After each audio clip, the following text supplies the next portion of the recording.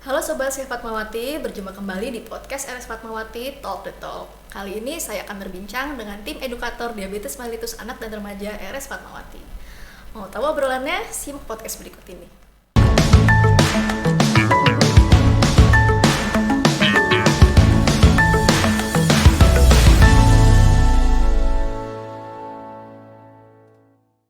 Oke, halo Dokter Bina, Mbak Tami, Halo Bu juga. Leli, Viani, Halo. dan Pak Bo. Ayu, halo. Apa kabarnya nih semuanya? Baik, Baik, sehat ya. semua.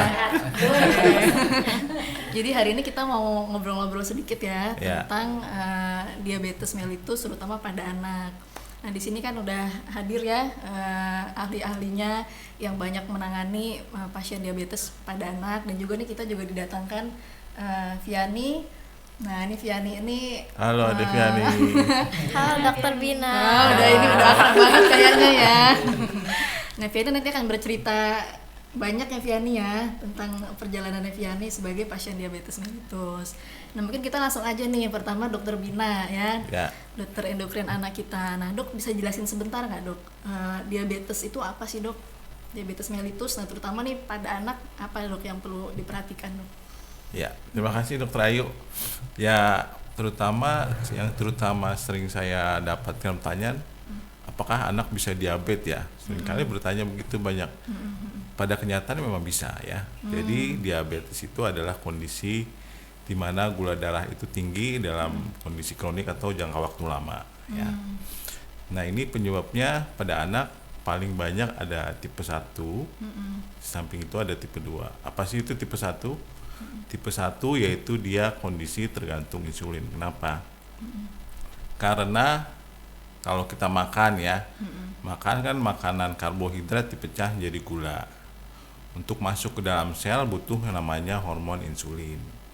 Nah, hormon insulin ini dihasilkan oleh kelenjar yang namanya pankreas. Dan ada satu sel namanya sel beta khusus memproduksi insulin. Nah, kalau tipe 1 dia terjadi kerusakan di selnya ini. Penyebabnya apa? Ya.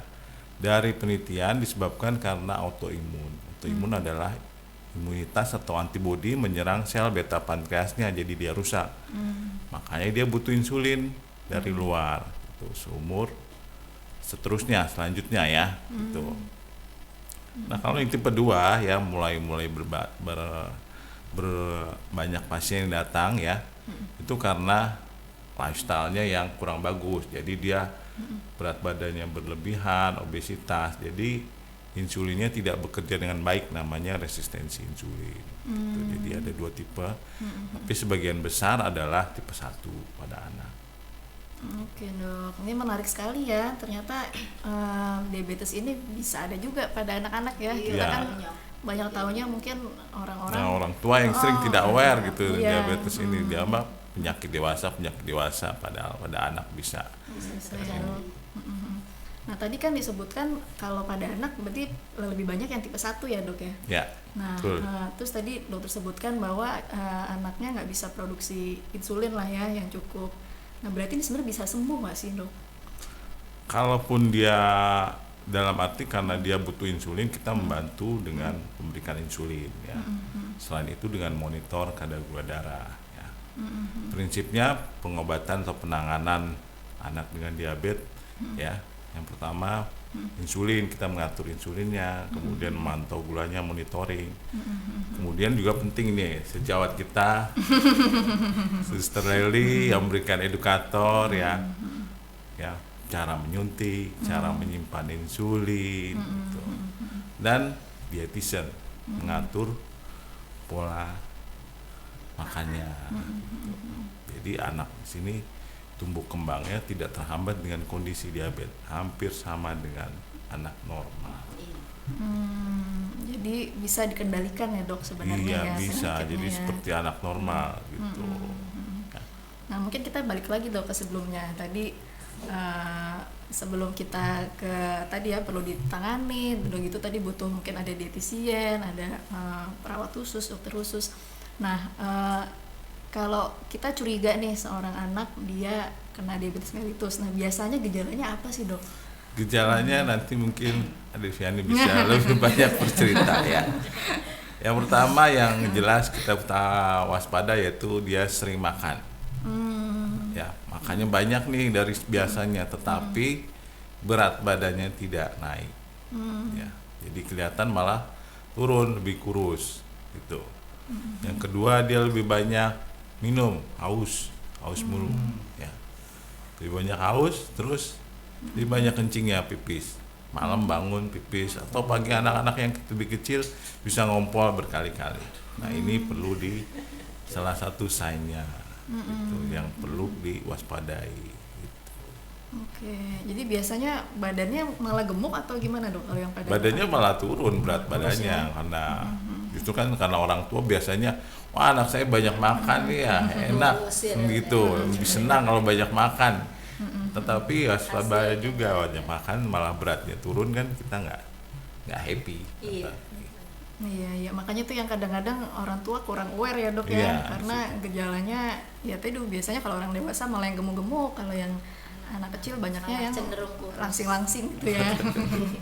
Oke, mungkin kita lanjut lagi nih ke Bu Leli ya. Nah, Bu Leli ini kan udah sering sekali ya Bu ya menangani pasien-pasien anak dengan diabetes.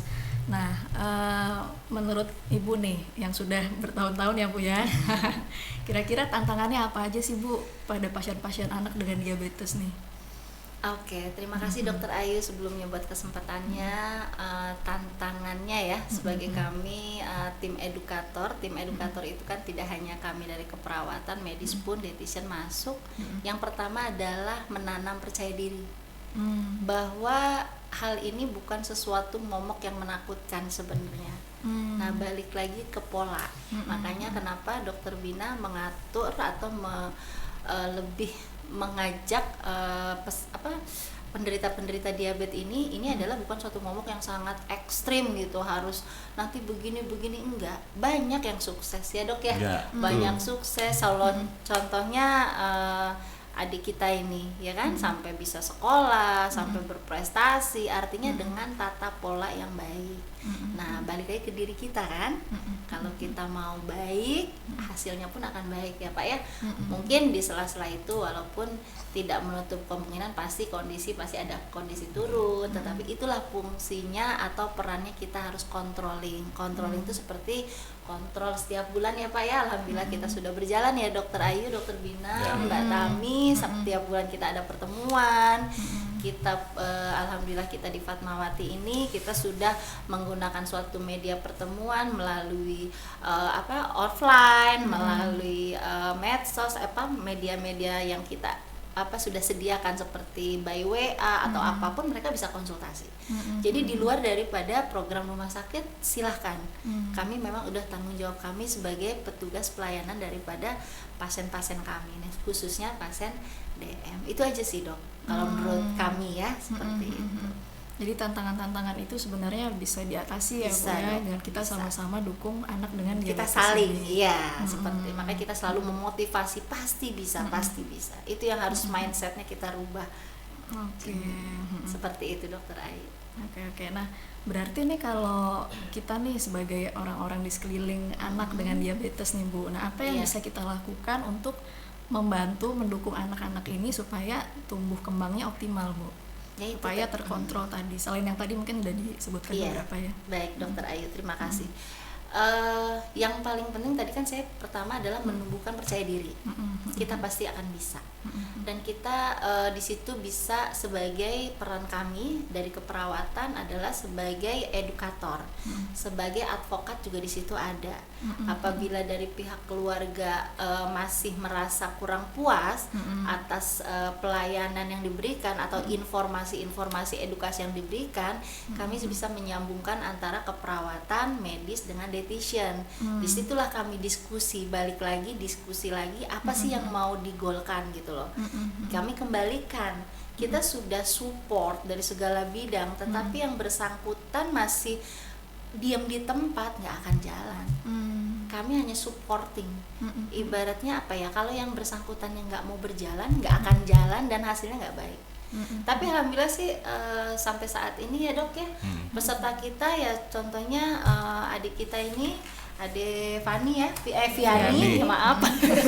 Ade Viani ini awalnya mungkin nanti bisa bercerita ya, sempat maksudnya kondisinya tuh turun sekali sampai terjadi suatu gejolak KAD ya, ketoasidosis seperti itu ya dok ya, sampai dirawat, sampai mungkin bapak juga merasakan kayaknya hopeless ya pak ya, bisa sembuh nggak, bisa ini nggak, tapi sekarang buktinya bisa dilihat sama Dokter Ayu kan, dia kayaknya kayak nggak ada rasa apa ya, ini malah ya. saya kaget, lebih cantik, aja, lebih iya. ini, kenapa enggak gitu kan? Saya selalu motivasi seperti itu aja sih dok, kalau menurut saya, menurut kami gitu ya dari tim edukator kami.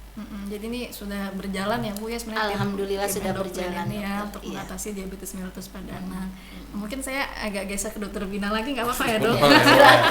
Soalnya tadi menarik nih, Bu Leli tadi menyebutkan bahkan bisa ada komplikasi yang berat ya Bu kalau kita nggak kontrol nih diabetesnya.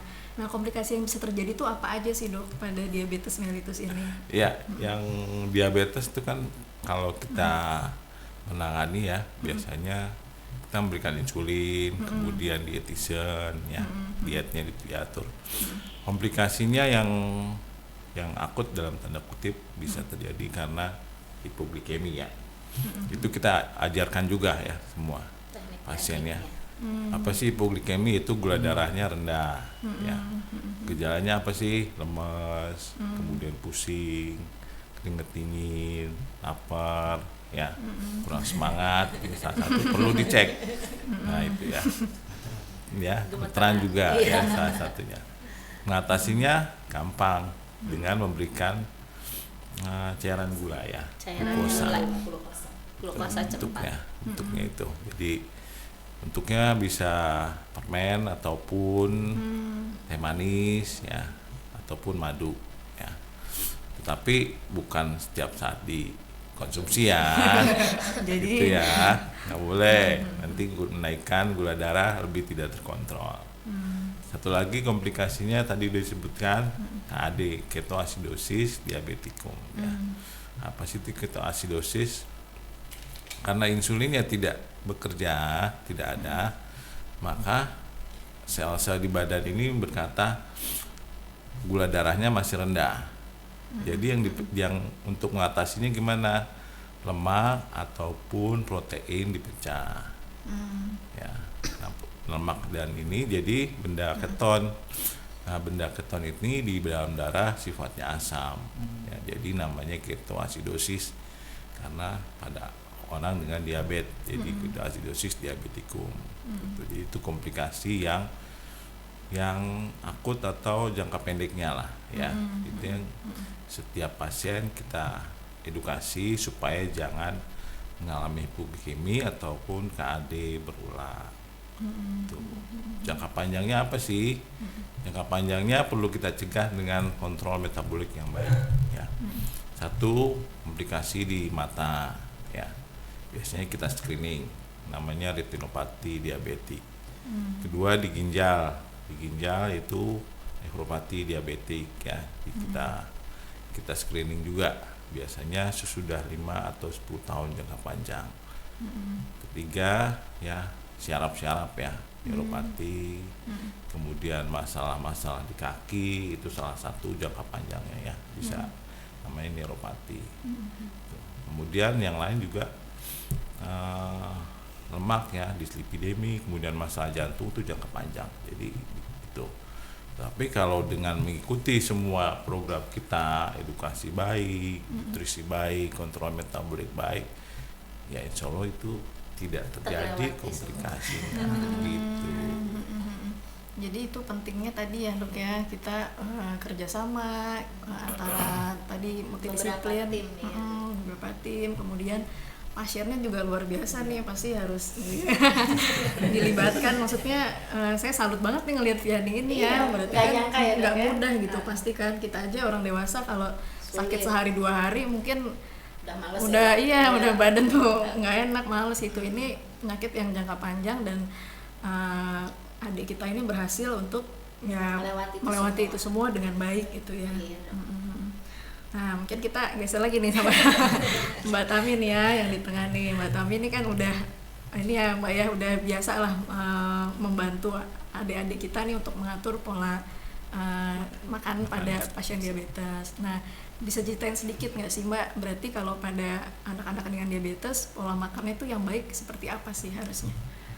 Sebenarnya kalau untuk pola makan anak dengan diabetes C atau yang non diabetes C itu sama, itu kalau untuk dari jenis makanan itu sama ya, anaknya juga masih tetap boleh makan apa aja, cuman membedakan memang ada jumlah dan juga jadwalnya ya, jadi jumlahnya itu sudah tidak bisa kayak harus makan semuanya terus banyak kayak gitu, jadi untuk mengontrol tadi supaya si gula darahnya itu tidak naik gitu ya, jadi gizi seimbang tapi juga dengan pengontrolan jumlah, jenis dan jadwal gitu, dan itu setiap anak itu berbeda-beda ya.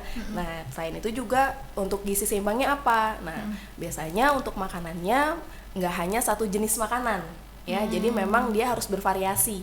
Jadi ada golongan sumber karbohidrat ya, kemudian juga ada protein. Kalau karbohidratnya apa? Nasi boleh, mie boleh, bihun, kemudian tepung-tepungan. Itu tanpa sadar biasanya kalau tepung-tepungan gitu. Jadi kalau misalnya udah makan ini, udah makan nasi, terus saya mau makan kayak risol atau misalnya yang dia mengandung tepung, kue bolu, ternyata tanpa sadar itu juga sudah mengkonsumsi karbohidrat gitu. Salah satunya sumbernya karbohidrat karena dari tepung-tepungan.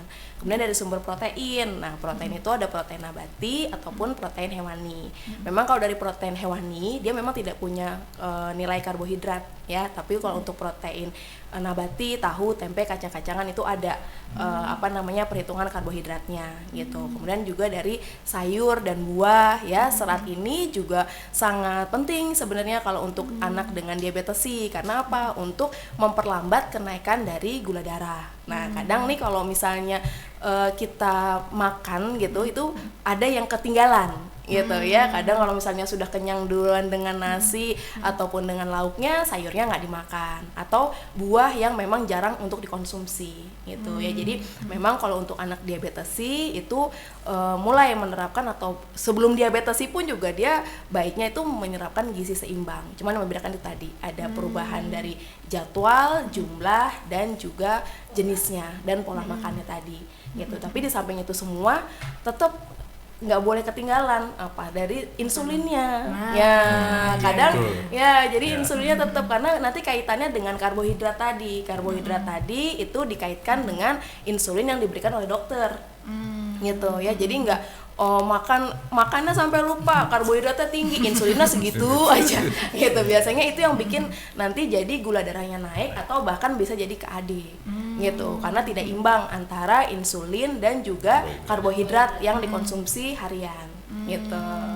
Tentunya nih dijelasin sama dokter Bina ya, betul. Cara-cara insulin. Biasanya saya akan balik lagi nih ke dokter Bina kalau misalnya pas kontrol seminggu, pas dari rawat inap, kemudian kontrol, kita evaluasi, kalau masih ada tinggi nanti kita diskusi lagi. Nih insulinnya gimana, karbohidrat udah sesuai atau belum. Itu nanti dari gizi, dari kami itu akan merecall asupan hariannya gitu. Jadi untuk dilihat, nanti bisa kita pergunakan misalnya atau koreksi insulin dan sebagainya gitu. Jadi menarik nih ya. Jadi makannya itu bukan kita nggak boleh makan apa-apa gitu ya Mbak ya. Cuma memang harus dibatasi. Betul. Ada kadar-kadarnya yang harus diikuti lah. Masih boleh barengan sama teman-teman yang lain untuk makan masih boleh. Tapi memang ya itu tadi dilatihnya dengan cara apa? Banyak nanti. Yang dilatihnya dengan misalnya belajar cara menghitung karbohidrat, terus juga membaca label makanan kemasan gitu, terus juga mengestimasi berat makanan gitu. Jadi nanti walaupun ngumpul sama teman-teman gitu udah nggak ini lagi, kalau ngambil nasi harus seberapa ya gitu. Jadi nggak ragu lagi, nanti kaitannya dengan insulin tadi. Oh gitu. Iya. Nah, gimana caranya ngatasin bosen nih Mbak? Karena kan tadi ada aturannya nih, makannya harus begini. Nah, gimana caranya anak-anak kita nih, adik-adik kita nih bosan? Ya, mengatasi bosen itu. Kita aja mungkin, kebayang ya kalau harus pola seperti itu setiap tahun. Gimana mungkin menemukan kesadarannya atau bagaimana? Ya, jadi kalau misalnya bosen itu memang sering terjadi ya, terutama di anak-anak yang mulai masa kepubertas. Nah, ini biasanya nih makanannya udah mulai loss ya udah mulai lepas kontrol. Misalnya dari SD mau ke SMA, dari SMP ke SD ke SMP, kemudian SMP ke SMA. Nah itu saya sama dokter Bina suka ini nih, dok ini tinggi banget gimana gitu. Ternyata apa? Makan banyak tapi nggak suntik. Karena apa? Malu. Nah satu itu malu. Terus yang kedua bosen, makanannya itu aja. Kumpul sama temennya lagi pengen makan yang fast food atau makanan yang kekinian, dia nggak bisa gitu, jadi cuma diliatin aja atau jadi ada rasa minder gitu, jadi nggak berkumpul sama temannya, itu pasti ada.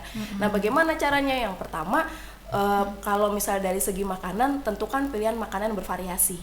Ya jadi makan tuh nggak hanya nasi ayam digoreng kemudian sayur di sop dan sebagainya, tapi bisa dengan jenisnya. Jadi kayak misalnya dibuat burger tempe atau misalnya burger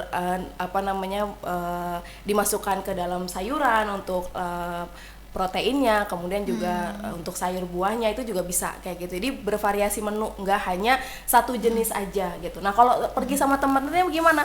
Kuncinya sama kayak tadi, itu harus belajar menghitung karbohidrat ya, supaya dia tetap bisa makan. Nah terus sama jangan malu buat suntik ya. Jadi itu tadi yang kaitannya dengan Bu Leli ya, dengan Bu Leli tadi ya, dia percaya diri gitu. Jadi kalau misalnya sama temannya bilang kok suntik mulu, ya kenapa enggak gitu.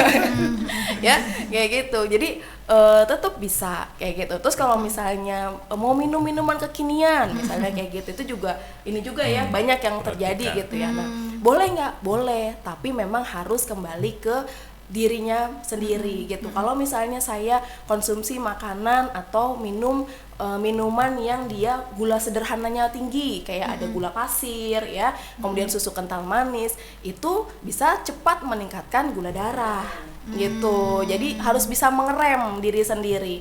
Kalau cuman seicip misalnya seseruput gitu boleh nggak? Ya boleh aja, nggak apa-apa. Iya, ngilangin penasaran boleh, cuman nggak satu cup dihabisin. Itu satu. Terus yang kedua, bikin catatan ya, bikin catatan makanan-makanan apa yang sering dikonsumsi ya, yang sering dan yang jarang dikonsumsi ya. Biasanya ini nanti dibantu dengan orang tua juga ya, misalnya dari proses pengolahan, kemudian pemilihan menu makanan ya, atau dengan lingkungan, misalnya dari kumpul keluarga, kan biasanya suka ada tuh ya Pak ya, kumpul-kumpul keluarga atau pergi sama teman-teman Viani misalnya kayak gitu. Itu bikin catatan, kira-kira boleh nggak ya makan ini, atau apa makanan yang ingin kamu makan.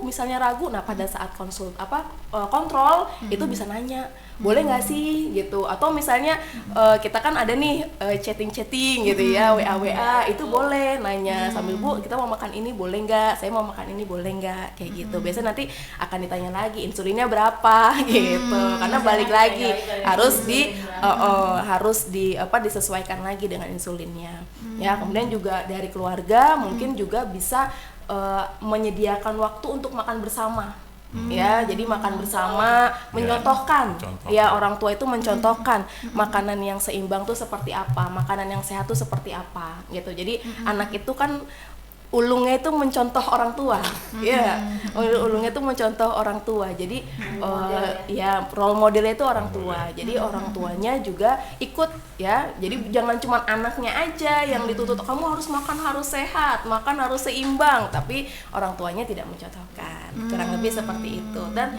tentunya juga ya dimanapun makan apapun ya itu tadi, jangan lupa belajar menghitung karbohidrat dan juga untuk insulinnya gitu. Itu salah satu tips ya kalau untuk merasakan bosan. Mengatasi bosan ya. Berarti ini menarik juga nih Mbak Tami. Berarti orang tua nih sebagai support system utama perannya besar ya Mbak ya, untuk membantu adik-adik kita ini menjaga pola makannya, aktivitas fisiknya gitu ya, untuk ya tadi mengatasi bosan juga. Betul. Gitu ya. Mungkin ada lagi Mbak yang mau ditambahin untuk orang tua nih, ada tips-tips khusus lagi selain yang tadi udah disebutkan gitu ya? Tetap semangat. Sabar. Tetap semangat.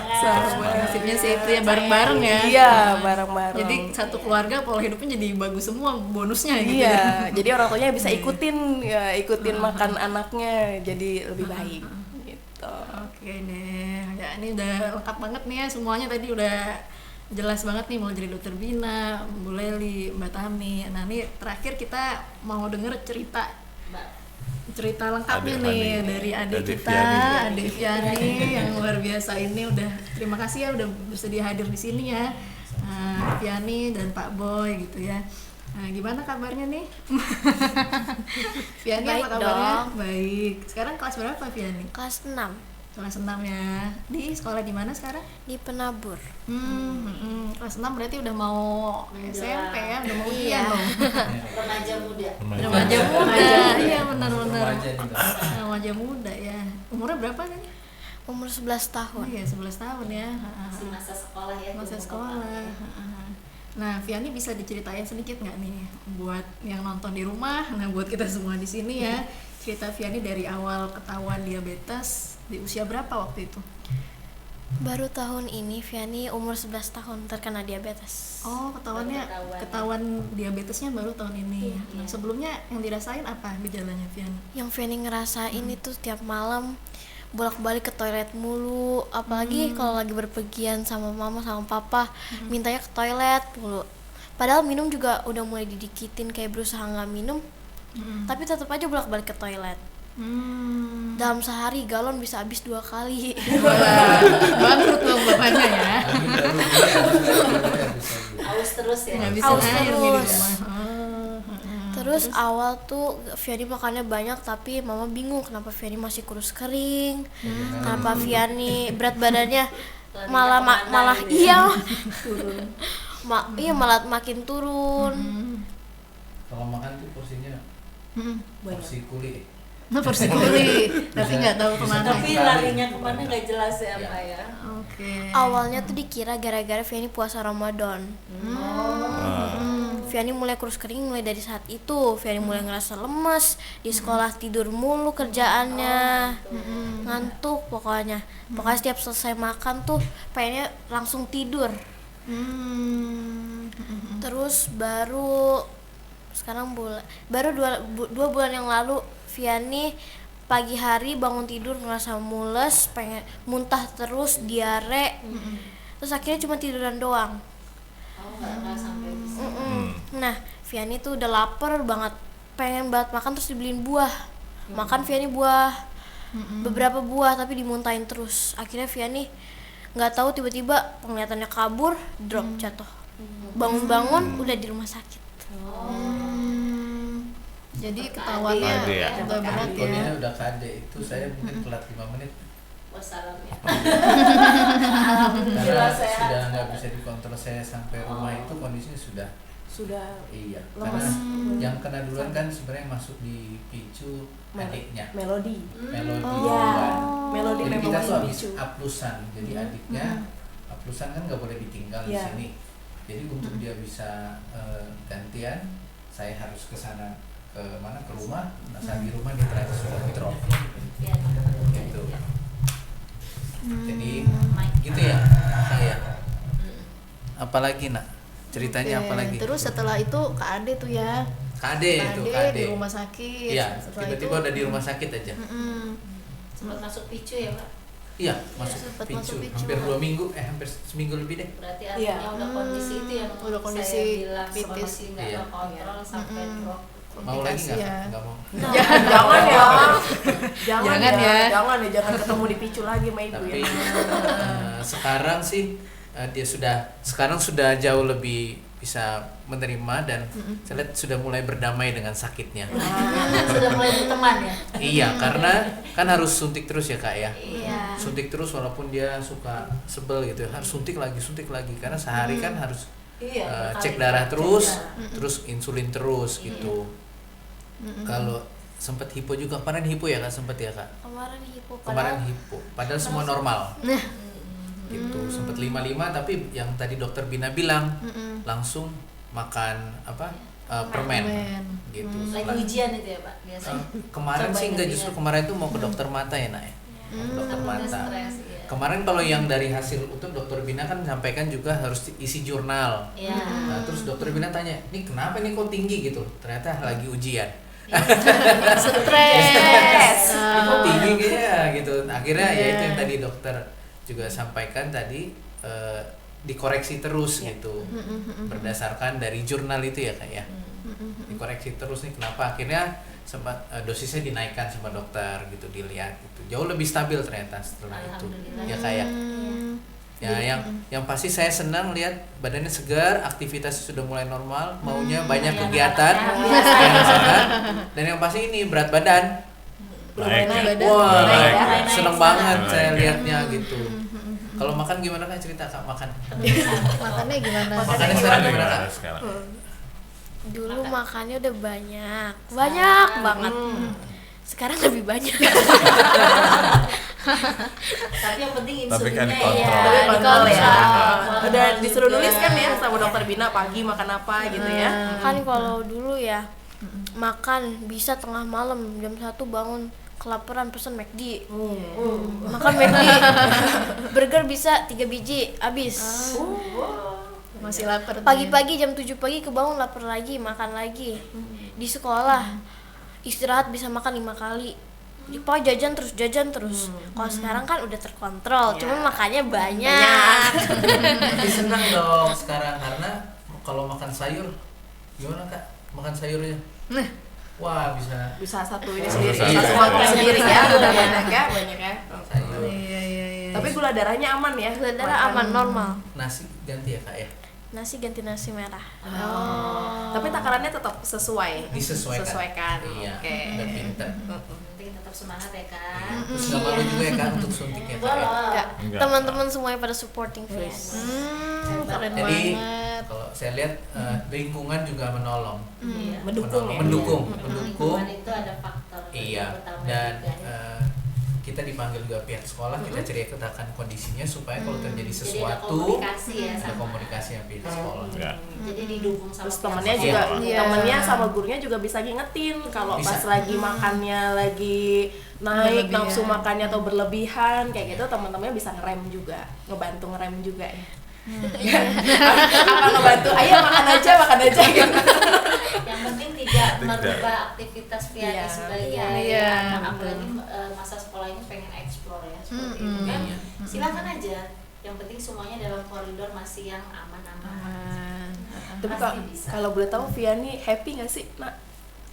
Happy banget. Alhamdulillah. Karena sekarang udah ngerasain Iya. dia lagi drop gimana, lagi sehat gimana, ternyata bisa. Oh, Viani Bisa. kenapa Bisa. teman-teman nggak bisa? Seperti itu kan?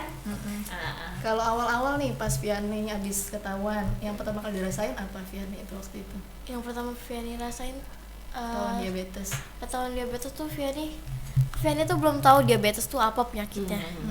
Viani belum tahu harus pakai apa buat nyembuhinnya, ternyata kan nggak bisa disembuhin. Selama-lamanya kan menggunakan insulin. Yang pertama Viani rasain tuh kayak sakit banget, nangis terus Viani, kenapa harus disuntik mulu. Terus akhirnya waktu ketemu sama dokter gizi udah dijelasin, Viani bisa menerimanya. Alhamdulillah ya. Iya. Iya dok. Terus pas di tengah-tengah pasti ada bosan-bosannya juga nggak nih Viani? Baru setahun sih ya. Belum ngerasain bosan. Belum, mudah-mudahan enggak ya, karena kan Semoga enggak. udah tahu badannya enakan begini ya Viani ya. Iya. Sama bapaknya juga harus sehat, mama sehat, juga sehat, karena semuanya balik lagi keluarga adalah supporting. Support system pertama ya. Sistem pertama. Siap. Ya. Viani sekarang kegiatannya apa aja di sekolah berarti? Viani ekskul nyanyi, ikut pramuka, Waduh. ikut Banyak paskibra ya. buat upacara, sama ikut banyak. tari. Oke. Luar biasa. Luar biasa. Iya. Jadi anak-anak anak Aktif ini masih normal. bisa seperti anak usianya Iya, lah iya. Pak ya. Kualitas hidupnya jadi lebih Cuma baik. memang untung dokter juga sudah ingatkan kalau terjadi kondisi sesuatu dia harus selalu cek gula Cek darahnya. gula Misalnya mau olahraga apa segala macam Cek dulu. dicek apakah harus dikoreksi atau harus minum yang manis supaya ada energinya gitu. Oke, mungkin terakhir dari Pak Boy ada pesan-pesan Pak Pesan, untuk harapan. atau harapan untuk anak-anak dengan diabetes atau orang tua dengan anak dengan diabetes Pak. Ya kalau kesan saya yang pertama sebagai orang tua pasti drop awalnya. Tetapi ternyata kita orang tuanya juga harus berdamai bahwa ini buat saya bukan sebuah penyakit yang berat, tetapi memang ini ujian buat kita orang tuanya juga menerima keadaan ini dan semoga malah menjadi berkah dia. Sampai depan bisa menjadi kesaksian hidup buat banyak orang dan bisa membantu anak-anak yang terkena DM tipe 1 ini juga tetap bisa semangat untuk menjalani karena ternyata bisa seperti orang normal juga gitu. Terus juga sama-sama saling mendukung lah, saling mendukung supaya bisa tetap menjalankan ini seumur hidup. Ya, ini kan titipan Tuhan, kita harus jaga. Gitu. Paling itu pesan buat orang tua, tetap semangat semuanya, jangan khawatir, semua bisa berjalan ya, kita ikhtiar ya, tetap jalan berikhtiar juga supaya semua bisa kita jalani dengan baik.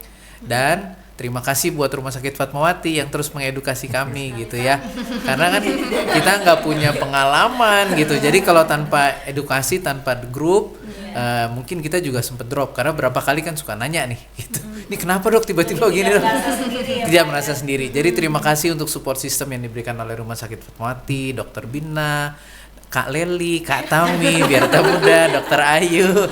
Terima kasih untuk support, semoga bisa terus mensupport kami yang keluarga, orang tua, anak-anak yang terkena DM, khususnya yang tipe 1. Itu sih. Terima kasih Dokter Ayu. Iya, oke.